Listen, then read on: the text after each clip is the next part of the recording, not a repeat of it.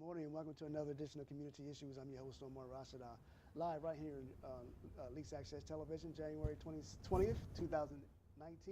About to say 18, see? 2019, we have Denise Rodriguez, who is the Peer Recovery Manager for the Peer Recovery Center. Good morning. Good morning. Yes. Thanks for having me. No problem. Located at 2713 Lancaster Avenue, which is right next door. Yes, we're neighbors. Yeah, to talk about the services that are offered at the Peer Recovery Center. So the Peer Recovery Center, we work with partnering with Brandywine Counseling. So we're actually located in the basement of Brandywine Counseling. Okay, got you. And currently we are providing services from Monday through Friday, 12 to 8. It's a drop-in center for, and we serve, anyone with mental illness, people that are battling addiction, people that are battling homelessness, and we just provide a safe place for them to be 8 hours a day. And we also have various services that we offer them while they're there. Okay, so can anyone just come in, or do they need to be referred to come in? This is a drop-in center. You do not Okay. need an appointment. You do not Okay. need a referral. You just come on in. All right, now let's talk about some of those big time services you got. So when anyone drops into our center, we have services such as laundry services. As you know, if you're homeless, you don't have access to Right. wash your clothes. So we provide that service. We also provide showers if they want to take a shower. We provide the toiletries for them because despite, a lot of these individuals being homeless, they want to be clean. Right. And we provide that service, which I think is outstanding. They can have coffee while we're there. We also, at times, do provide snacks and meals. Right. We're not funded for that. That's not part of our grant, but Okay. we have so many people in our community that are willing to donate. Right. So we're Definitely. able to do that from time to time as well. We also are our referral service. If they come in Okay. and they're in crisis and they need to get mental health, assistance, we will refer them to Meadowood, Right. Rockford, RI, which is Recovery Innovations. Right. We get them connected with services. We also link up with Logistic Care. A lot of times we'll have a client that needs to be transported, but Right, we're not funded for that. Right. But we have other agencies that are, so they would come pick them up and transport them for an evaluation or an admission. Right. Let's talk about going back to the laundry and the bathing. So some of them, as you said earlier, may be homeless, and that they may have clothes that they don't want to carry with them. Is there like a locker room space for them to leave their clothing there? Because of the limited space that we have, we do not offer that. Okay, Although gotcha. while they are there, if they want to lock their items up, they don't want to walk around, the environment with their bag, we Right. will lock their items up in a locker to keep it safe so nobody goes Right. through it. But yeah, we can't lock Okay, them up for them. Right. Okay. Okay. You also facilitate groups there, right? Yes, we do. We facilitate groups. All our staff are very professional, running groups. We do life skill groups. And we're also looking for volunteers that will help us run NA groups or AA groups. Okay. But our groups, we run them daily. And we're trying to find out what it is the community really likes as far as group goes. Right. We want them to be interested. And we also have days where we do artwork just to get them to do something creative, and they really enjoy it. Speaking of groups, so you and I work together, and you did an outstanding job in regards to running the peer support groups at Horizon House of Delaware. So are you looking to bring a peer support group, or unless you already have it in place? We do run peer support groups there. Okay. We also have peer support volunteers that come in and help run these groups. Oh, okay, that's great. Now, we mentioned the word peer a good number of times, and those from the outside of the field may not fully understand or recognize the term peer. So if you could describe what exactly is a peer? So the peer support movement is something that is getting bigger and bigger. When I first started and someone offered me to be a peer support specialist, I had no idea what that was 3 years ago. The peer support specialists are individuals with either life experience, lived experience, or they may have a mental health diagnosis, and they can be a good example. They can set the example, be good peers, and demonstrate that you can be successful in the field, and it was kind of ironic for me because at the time I really didn't talk about my story. Right, And as a right. peer, you do share your story. And I have, for many years, suffered from anxiety, post-traumatic stress disorder, and depression. Right. And I've been able to be successful and work through, those issues and conditions. And I just want people to know that despite having those conditions, you can still be successful. Right, right. Now, just walk us through the process of becoming a peer. I know it's particular training you have to take. Well, I don't have the exact information, but if Okay. anybody wanted to get that information, they can call me at the center. Okay. We'll pop the number up on the screen. Yeah, To be a certified peer specialist, number one, the most important thing, and I say this because I know at the time when I took the classes, I couldn't have afforded it if I had to pay. It is offered free. There's no wow. cost to taking the classes. Once you take the classes, you do have to take a test. There is a cost for the test. At the time when I took it, it was $100. Right. Although Horizon House did help me, with that cost, so I was very fortunate. But once you become a certified peer specialist, there are many job opportunities. You can see peers in emergency rooms, courtrooms, different community agencies, and Right. they're just popping up everywhere. On top of the program, I introduced you as the program manager, and so why don't you talk about your success of getting the promotions? Well, this was kind of a surprise to me. So I've been a peer specialist, like I said, for about 3 years, and my supervisor asked me to apply for this position, and I really wasn't sure if I was ready to be a manager Right. at the time, and she continued to encourage me. I thought she was trying to get rid of me, but that's not the case because she still actually oversees the program. Right, right. So I did take that chance to apply for the Right. position, and the exciting thing about me wasn't so much me getting a promotion. I was able to employ 6 other people, Right. Give them opportunities. which I thought was exciting. Right. And those individuals are either peer specialists or they will become peer specialists because Okay. I'll be working to get them certified. Right. Definitely. So that's it's a great peer-run thing. center, so that's exciting. Right, right. That's definitely. Now, this is winter time. So I'm quite sure that you're asking for those in the community to donate blankets, coats, or whatever have you.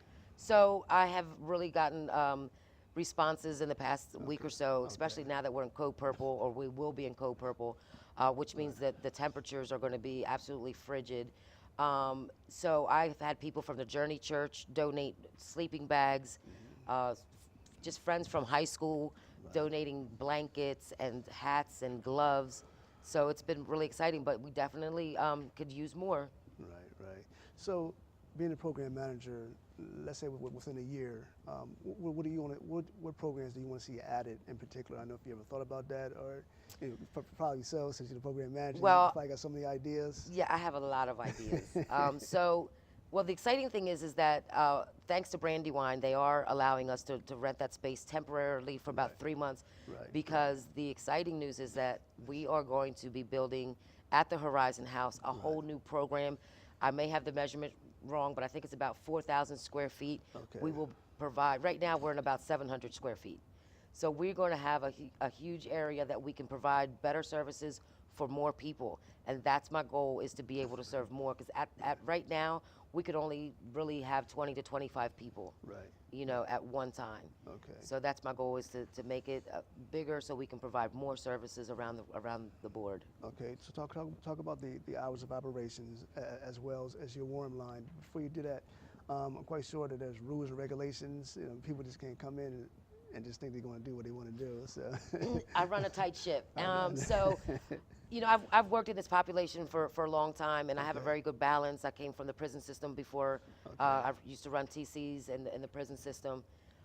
So I come with a really good balance because I am firm, but I also have a very big heart. Right. So I get along very well. They know the rules. There's no, obviously no weapons, no drug use on the facility. Right. No profanity towards one another. They have to be respectful. Right, exactly. And we do ask that they come to group. We don't force anybody to come to group, but we do ask that they participate in the groups. And we do have all the rules posted when they come in, and when they do orientation for the first time, staff does go over step by step what the rules are.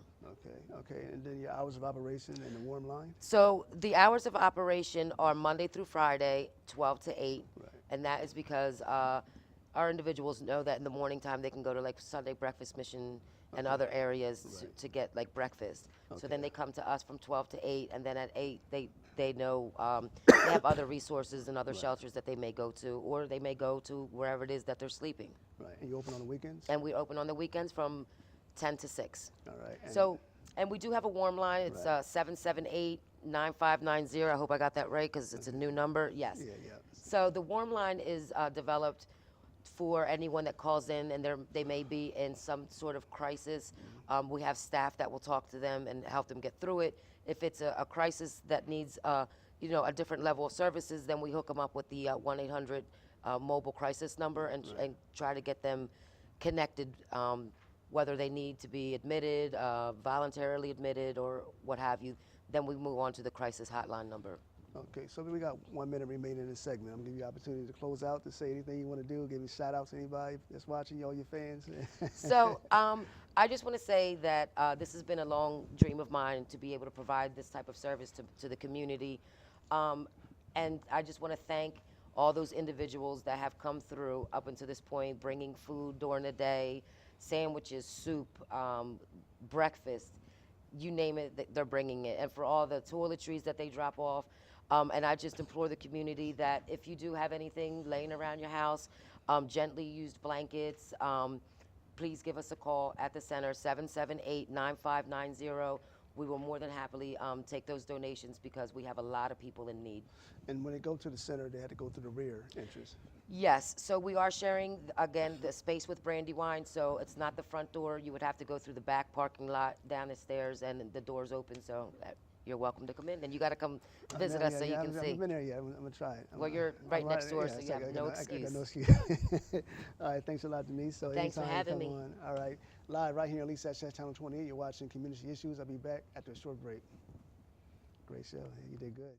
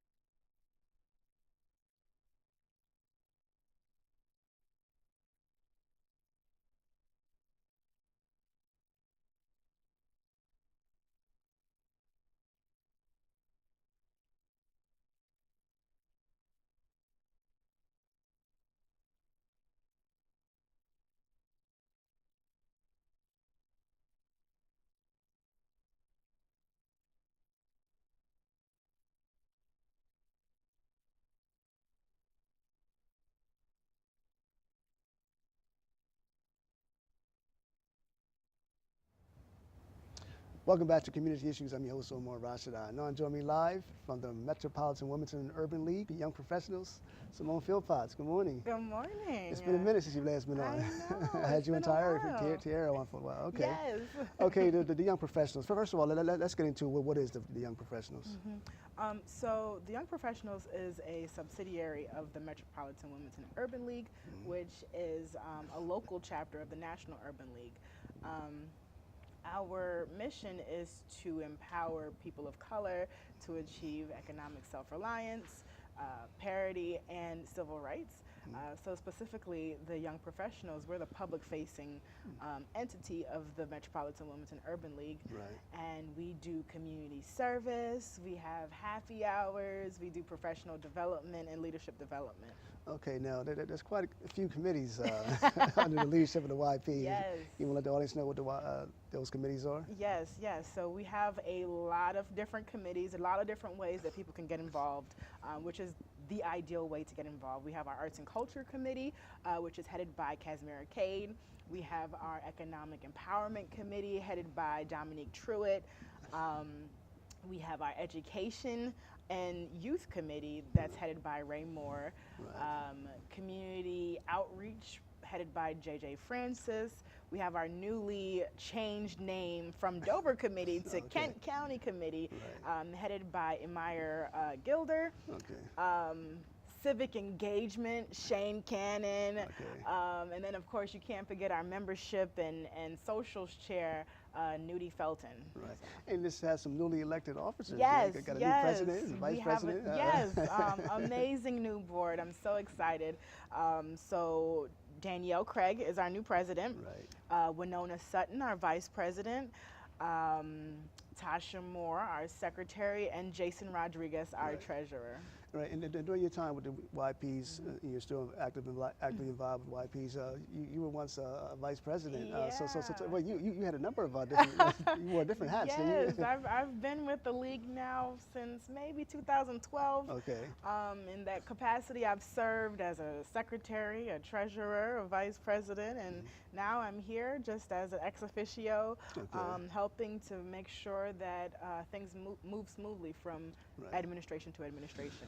You know, the word young professionals, I really love that. And in that organization, there are many different people who are from different lines of work. To just talk about some of the professional working backgrounds that some of the members have. So young professional just means that you are a professional at whatever you do, okay? Right. It doesn't mean that you have a college degree or you are a doctor or a lawyer, even though we have all those. Yeah, definitely, it just definitely. means that you are the subject matter expertise when it comes to marketing, when it comes to public speaking, Right. branding, and we kind of have found people in the Wilmington and Kent County communities Right. to collectively put their talents together to make sure that everyone knows what's going on, Right. that we can help our community, and we can have fun and network and help ourselves. Right. You know, this weekend is big. Yesterday was the annual Women's March. I was watching it on C-SPAN. Yep. You know, they were in Washington, they were in New York, they were in Yep, Philly, all over they the were in world. Delaware, all over the place. And then tomorrow, Dr. King's birthday, in honor of his memory. As a woman, you're going for you're pursuing your doctor's degree. You've been heavily involved in the community since maybe even before 2012. Just talk about the significance of you being a woman, a very professional woman, in terms of being involved in the community. Yeah, so I learned early on that I was different, not only as a black person, not only as a woman, but as a black woman. We're usually at the bottom of the totem pole, and I had to learn how to advocate for myself. And being able to be involved shows that, you know, sometimes children may not get exposed to people who look like them in leadership positions. Right. And so if you don't know better, you can't do better. Or if you don't know that there is better, or you're not introduced to what's better, then that's all you have. And so I do all that I do just to be a face to say, if I can, you can too. Right. Well, you know, this thing about the young professionals, all the presidents were women, right? If you look at the, Well, no. oh, Okay, no? so Okay, all right. okay, So okay. the current president is Danielle. Right, and right. The previous one was Shanika Perry. Right. Before that was Letitia Bracey. Right. I'm making your point right now, but before that we had Sean Brown. Okay. Yeah, okay. so She's there he's before I a was, dynamic man. Okay. And I mean, our first young professional president back in '99 was Charles Madden, and Oh, that was a okay. man. So Right, okay, yeah. okay. But you know, in terms of local politics, you have Elizabeth Lockman, who just was elected Yep, state senate, yep. Sherry Dorsey, and a couple other ones. So I can't think of their name offhand. But yeah, so women are making grounds. Yes, absolutely. Now, in terms of Dr. King, talk about the significance of his young professionals continuing his work, because a lot of people during that time in the '60s, and he marched, he fought, and he sacrificed his life and commitment, and just talk about the significance of carrying on that dream. So people forget that Dr. King was a young professional. Yeah, he yeah, was he in was. his 30s, Yeah, he was 39 when he making passed. big moves. Makes Right. me think, okay, I'm 30. What am I doing? Right, But right. we want to make sure that we're equipping people that is the age of Dr. King to know Right, that they right. can do right. They can make a difference. They can have an idea that is just so big that as long as they have the audacity, the team, the leadership, the drive, they can do it too. Right. And, matter of fact, Malcolm X was 39 when he passed away. Exactly. So, He was a young professional. Yeah. So, I People said, don't wow. understand. Young professionals. The Urban League itself was founded by young professionals. Right, Mr. Jim Gilliam Sr. Oh, yeah. You know, Big he shot. was our head dog, but Tony Right. Allen was a young professional. Carla Ballard was a young professional Right. when they started. And our current CEO, Eugene Young, Right. he's Yeah. a young professional. Definitely. Yeah. He's very bright. I had him on the show when he was running for mayor. Oh, He yeah. was this close, but I'm quite So sure. close. Yeah. No, you brought in Congressman John. What's his name? He brought you John back- Lewis. Yeah. So Yes. what was that experience like? Maybe meeting with him. Right, that was pretty amazing. So that was in 2015 when Right. we were again just reviving the Right, league, right. and we wanted to introduce young professionals to what change looks like, the current change agents, Right. and talk to Congressman John Lewis to say, oh, what was it like in the 60s right. when you were a young professional? You Right. were a part of the Big Six, making a Definitely, difference. definitely. And talk a little bit more about what the modern day civil rights looks like. Are we still marching? Are we still boycotting? What is that still impactful? Right. Okay. So YP Week starts Yes. January 27th. Talk about it. So YP Week is something. Well, it's Join Week. Sorry, Join Week. Okay, is, Join Week. Okay, yeah, right, it's right, coming right, up. right. We do it every year to make sure that we highlight the different young professionals that we have involved, and we're starting off January 27th. It's a members-only event, so if you're Okay. paid your membership, you'll get an invitation. Basically, you learn a little bit about our history, what we're doing, what we have done, and how to get involved. And then there's we feed you. You get a dinner Oh, man, on okay. us. There you go. Then Monday we acknowledge our affiliate, our CEO, Eugene Young. We've had other CEOs such as Debbie Wilson, Lisa Blunt Rochester, and Tony Right. Allen. We will acknowledge them via social media. On Tuesday, we'll have our general body meeting. We'll have community leaders come in and talk about what they're doing, what they have done, and how to get to where they are now. Right. And then Friday, we end up the week with a mix and mingle at in the green room at Hotel DuPont at 6 p.m. But all through the week, actually all through the month, our community service is a sock drive. We want to collect 1,000 socks. Oh, wow. So Okay, when we great. talk to homeless people, they say, you know what, we need socks. And so Yeah. that's our mission this month for our community service. Okay, we got a minute remaining. And just like my first guest, I'm going to give you a minute to express any thoughts, concerns that you have to close out the show. Yeah, so if you want to get involved with the Metropolitan Wilmington Urban League Young Professionals, that's a mouthful, just visit www.mwulyp.com and come along, join the movement. All right, Simone. So thanks again for being a guest. Thank you. And thank you for tuning in to another edition of Community Issues. I'll see you in 2 weeks. God bless.